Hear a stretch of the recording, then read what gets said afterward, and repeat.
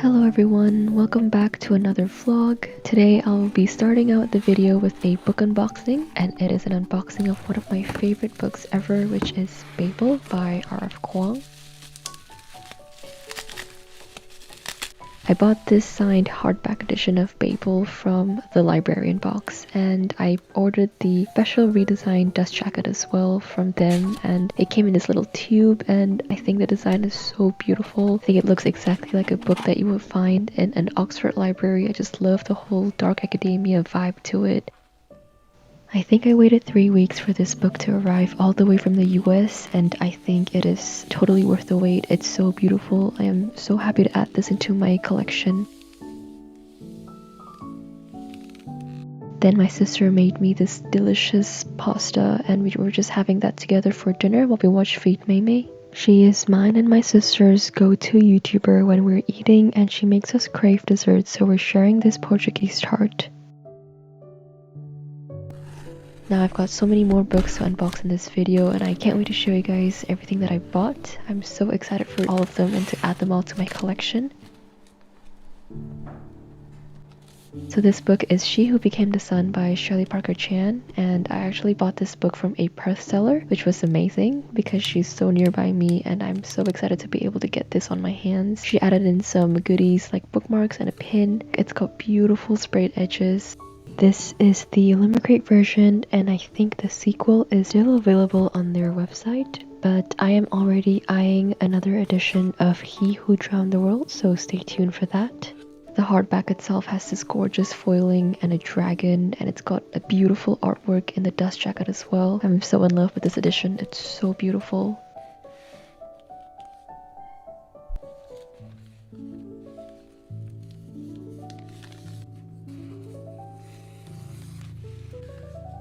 Okay, so this next one is not a book, but it is this House Moving Castle tea light holder. I believe this is from a Fairy Loot box, and I was able to score this for a cheaper price than I would expect it to go for, because I would have thought that this would be more expensive because it's House Moving Castle, but thankfully I was able to score one for a bargain, which I'm so excited for. If you guys didn't know, I actually already have a Kendall carousel holder. It's the one in gold and the one that has horses on them, but these have calcifer and shooting stars, and I just could not pass up on the offer.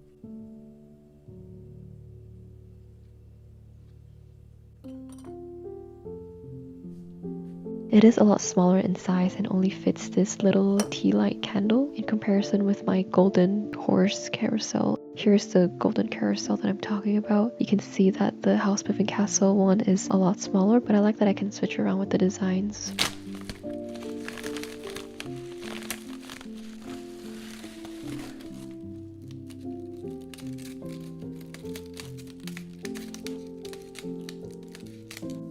Okay, this next book is He Who Drowned the World by Shirley Parker Chan. I just unboxed the first book, and this is the Waterstones edition with the beautiful sprayed edges. It is also hand signed by the author, which is very exciting.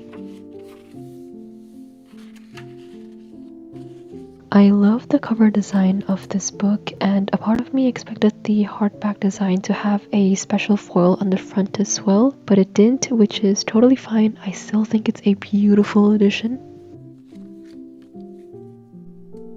I appreciate that both hardbacks have the same height, and I think they just look so great together, and I cannot wait to read these.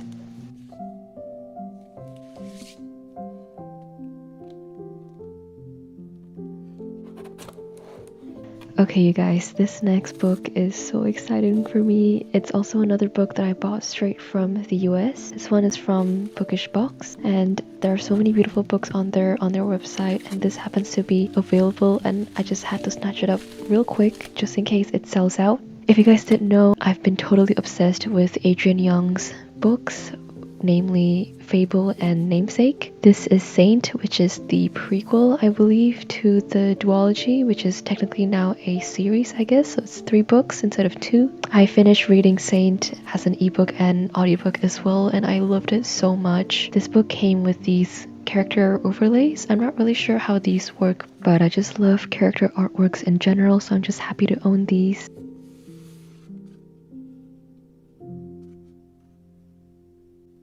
So it's got beautiful end pages, and if you look inside, naked hardback. It's so beautiful. I love the blue foiling. I love that there's Isolde in the front. I love that there's Saint at the back and the quotes. I just love everything about this. It's so beautiful. And it's hand signed by Adrienne Young herself. I just love this whole edition. I love the blue, I love the story, I love everything, the characters as well, and this beautiful artwork in the dust jacket. It's so beautiful, and I just feel so sad looking at this scene because if you know, you know.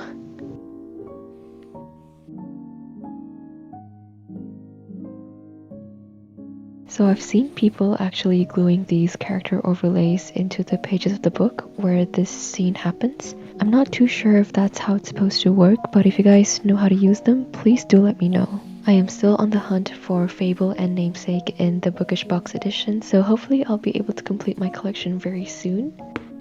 Okay, you guys, this next one is probably the most exciting purchase I've made so far. So it is this beautiful Fairy Loot edition of Babel by R.F. Kuang. I think this book was the very first book that made me fall into a rabbit hole of buying special edition books. I saw this book going for a very cheap price on Facebook, and fortunately I was too late, and ever since then I've just been constantly waiting for this beautiful book to pop up. Look at those beautiful sprayed edges. I love the dark academia look of this. It's so beautiful.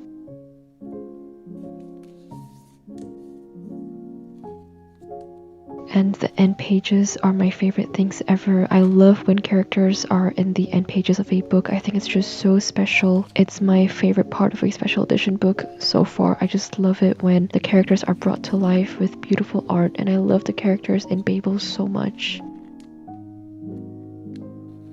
And the hardback of this is just stunning. It's so beautiful. I was seriously in awe when I opened this. It was just so beautiful. I could not believe that this is finally in my collection, and I am so happy and so grateful. Definitely going to treasure this for as long as I live. It's so beautiful. I'm so happy.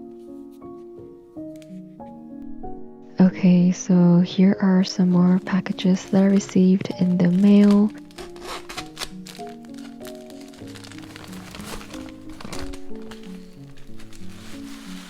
This first package consists of this beautiful Circe book sleeve. It's super padded and it has a zipper on it as well, so I think I can fit quite a few things in here. I've already tried putting in a book, a mini planner, and my e-reader in this, and they all fit perfectly. I love the quote at the front so much as well.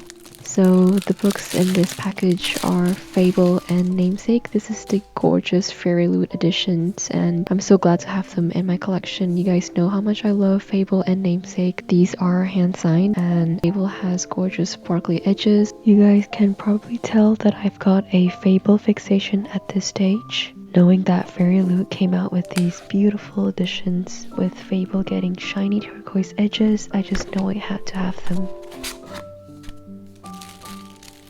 Here is Namesake in all of her glory. This one's hand signed by Adrienne Young as well, and it's got this pretty purple hardback, and the title on the hardback is Iridescent, which is pretty cool. Overall, I love the designs in these, and I am so excited to have them both in my growing collection.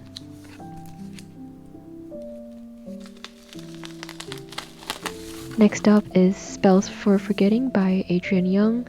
I have been loving Adrienne Young's books lately, and so I'm just so happy to be able to find these. I am currently reading Spells for Forgetting as well, and I am loving it. This Fairy Loot edition has characters on the end pages. Look at the hardback foiling, you guys. It's giving small town creepy autumn vibes. I love the green and the gold so much. Ugh, I just love the art, and I love everything about this book. It's so much prettier in person as well.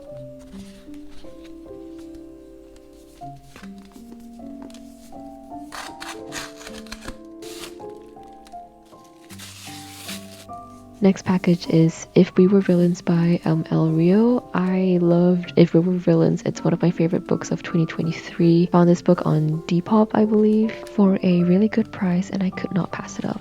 This is the 5th anniversary illustrated edition, so it's got illustrations throughout the book, and it's also hand signed by the author. I love this edition so much. It screams dark academia, and I love it. It's got a few illustrations throughout the book, and I remember these scenes quite vividly, and it's taking me back to when I first read the book, which reminds me that I should do a reread really soon because I miss the characters and the story, even though it was very, very sad. Okay guys, this next package, I could not believe I found it. Funnily enough, I was looking at these editions the night before I actually found these on Facebook, and I was thinking to myself, I can never find them at a good price. I don't think I will ever own them. And then literally the next day, it popped up. And so after a bit of back and forth, I decided to purchase them, and I am honestly so glad I did. This is the veryyy edition of The Starless Sea and The Night Circus by Erin Morgenstern, one of my favorite authors ever. The Night Circus is the only book that I've ever reread my entire life, and I loved it even more the second time around. So having both of these books in my collection is it's just a dream come true. These sprayed edges, you guys, they're amazing. Let's first look at The Starless Sea. We have Erin Morgenstern's hand-signed signature on here. It's golden and it's got a little bee on it. It's so cute. The hardback foiling on this is just so much prettier in person. When I first saw these in the pictures, I was in awe, and then being able to see this physically is just a whole other experience, guys. This is so beautiful. I am literally shaking while I was filming this. I'm so happy. The Night Circus has Erin Morgenstern's signature as well, and it's got stars around it. It's so cute and so personalized. I love it. And the hardback foiling of The Night Circus as well is just so gorgeous. Just look at them together. They're so beautiful. They're so magical. I love that the sprayed edges and the hardback foiling and even the signatures represent the story so well. I just can't believe I have these in my collection now. I'm so grateful, and I'm so incredibly happy.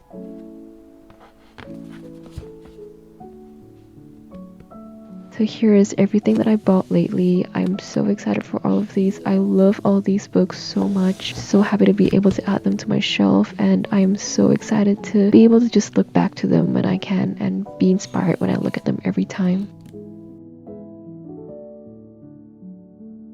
Okay guys, so I got one more book in the mail. This is another exciting one. So you guys know that I have just recently finished A Study in Drowning by veryyy, and I found this beautiful Owl Crate edition online. Just look at this shiny cover. It's so beautiful. I love the art. I honestly have not stopped thinking about the story since I finished it, so this special edition is very, well, special to me. I love the end papers. I love when end papers have characters on them, and I just love this specific art style so much. I think it embodies the story so well.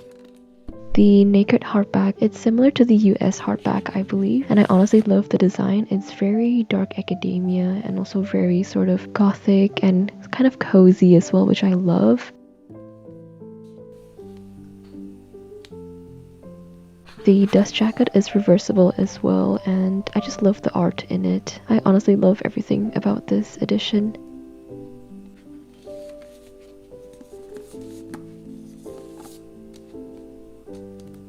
So here's the full stack of books that I bought. Look at all these beautiful sprayed edges. I'm honestly so obsessed. All these spines are gorgeous as well, and they all happen to be hardbacks, so I don't normally reach out for hardbacks, but these are all going to be cherished and displayed on my shelf lovingly. I'm so excited. Now I am just setting up for a cozy night of reading and annotating. I have made myself a cup of tea, and now I am going to continue reading Bells for Forgetting. I am loving it so much so far. It is very reminiscent of The Unmaking of June Farrow by the same author. The Unmaking of June Farrow is actually the very first book that I read by Adrienne Young. I read it for my book club, and I ended up loving it a lot. So yeah, this feels very similar to that story. It's got very sort of similar small town vibes. It's very cozy, very autumnal. It's got an interesting mystery going on. It's got like witchy vibes as well. And one thing that I really love about Adrienne Young's books is that she does romance so well. I don't read smutty books at all. I don't really like romance novels. I like slow burn, pure kind of clean romance, I guess. I'm more interested in a character-driven novel, if you will, but I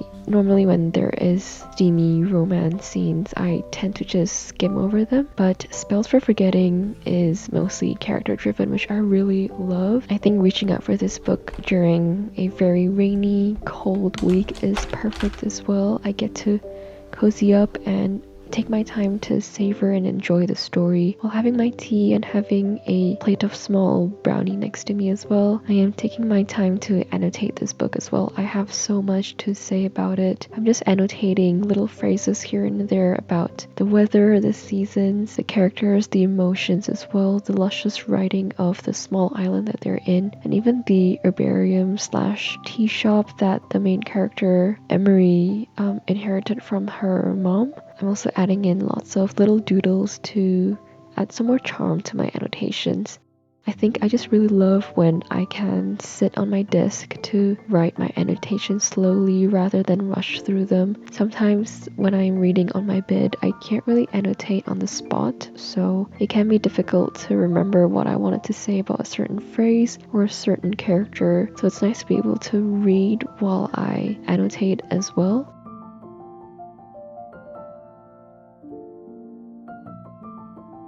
I'm doing this thing where I am sort of treating the book that I'm annotating like a journal, so I'm just writing out whatever comes to mind, whatever I'm feeling, whatever I want to write down. I'm not putting any limits to myself. I am just putting out whatever I'm thinking, whatever I'm feeling on the spot. So it's nice to be able to let everything out in a way and be able to sort of customize these pages with my own thoughts and feelings.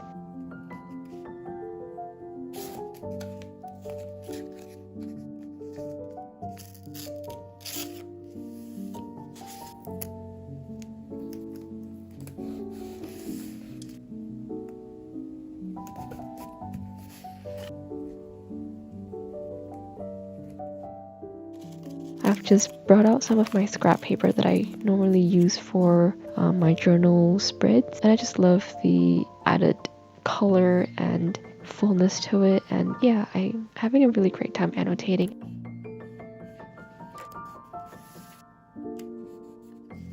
So I'm just going to leave it here for now, and I'll continue annotating again tomorrow, so I'll see you guys in the morning.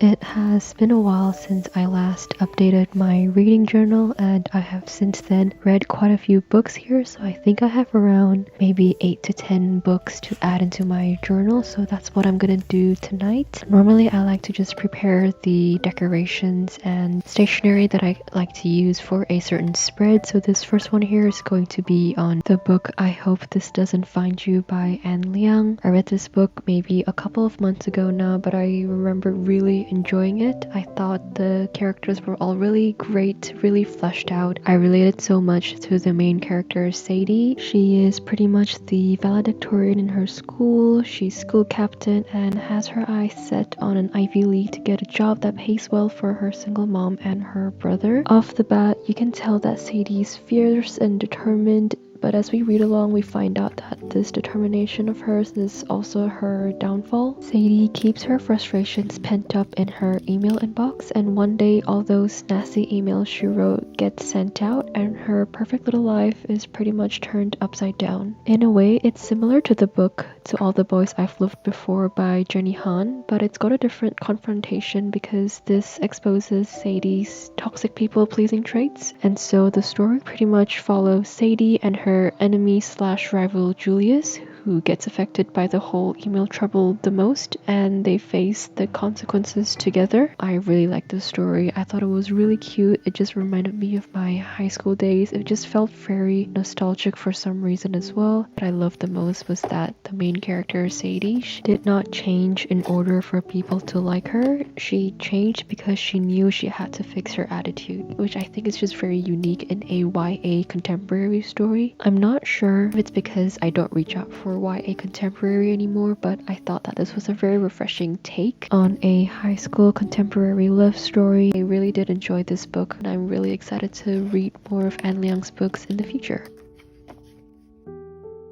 The next book I am reviewing is A Magic Steeped in Poison by Judy I. Lin, and it's about a girl called Ning who has magical tea-making abilities, and in an effort to save her dying sister, she travels to a capital city to take part in a magic tea competition. And I listened to the entirety of this book on audiobook and it was so much fun. The magic system is the coolest thing ever, and knowing about the different magical functions of each tea ingredient and tea recipe is honestly so cool. The book references the legend of Shenong, who is an emperor thought to have discovered tea and herbal medicine. So this story is seriously infused with all things tea and culture, which was so amazing to read about. It was a really enjoyable story overall with great characters and an intriguing competition.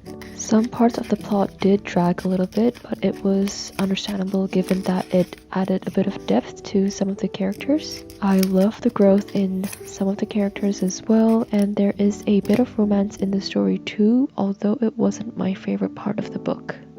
Overall, this was just such a fun read, and I am so keen to read more books by the author in the future. I gave it 4 out of 5 stars, and looking through Goodreads, so far the author has been getting the most beautiful covers for her books, so I am just trying to do her justice by making the spread all pink and purple and pretty and shiny to reflect the book cover.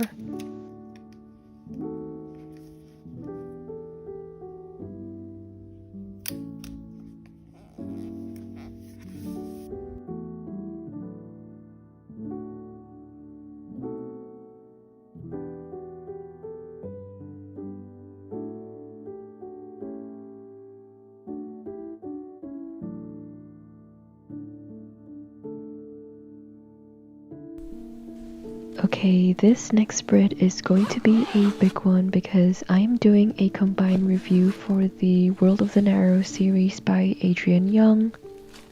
I guess it was initially a duology with just Fable and Namesake, but Saint was a recent addition, so I guess it's now a 3-book series rather than 2. If you guys have not watched my previous video yet, I was gushing about Fable and Namesake all throughout. I listened to Fable on audiobook and could not get enough of the story. It hooked me from the very beginning, and I love that it instantly transported me to the Narrows the moment I opened the book. First ever nautical / pirate / ship based novel, and it was amazing. I love the story, the concept of dredging for jewels, and all the coin mentioned was so satisfying. The trading system was so easy to understand and well done. The characters, every single one of them were so interesting to read about, and the slow burn romance. You guys, something about the romance made me feel like I was in high school again, loving books and reading.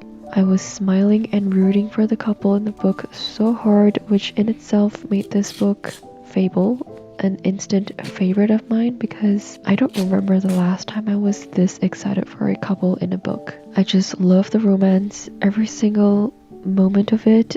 I've said it once and I'll say it again, but Adrian Young writes romance books so incredibly well. Another amazing thing about this series is that I literally picked up the audiobook of the sequel Namesake right after I finished Fable, which is not something I do at all, but I guess it speaks volumes about my thoughts on Fable.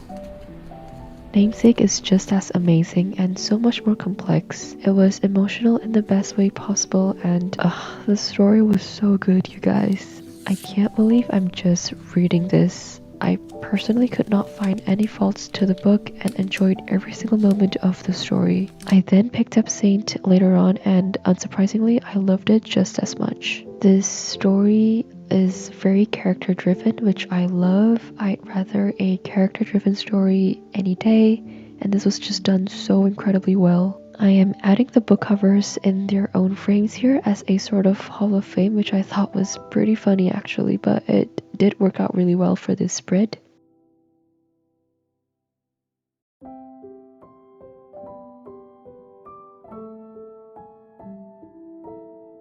I wanted to go all out with this spread because this series deserves all the love, you guys. Amongst all the fantasy adventure stories nowadays, we get a lot of fae elements, which is amazing, but I personally love the grounded ruggedness of long ship rides and trading of gems for coin. and criminals in the unnamed sea, and an empire, and things that are generally not very pretty and glamorous because they're so fun and complex and feels very real to me. No surprises there, but this whole series gets 5 out of 5 stars from me. Each book got 5 out of 5 stars, and this has now become one of my favorite series of all time. And to this day, I am still thinking of all of the characters. I love it so much, and if I have not already given you all of the reasons to pick up this series, well, then I highly recommend you guys go and try and pick up Fable, read this series, and let me know what you think because I would love to talk to someone about this series. It's just amazing. So here is the final look of the World of the Narrows journal spread. I'm so happy with how it turned out. Here's the overview of A Magic Steeped in Poison. I will add a standalone review for this blank page here, and I will maneuver around those pink stains there. I did a 2-page series spread for A Study in Drowning as well, and here is I Hope This Doesn't Find You. I love how everything turned out, and I hope you guys enjoyed watching me decorate these journal spreads and listening to my ramblings of books as well.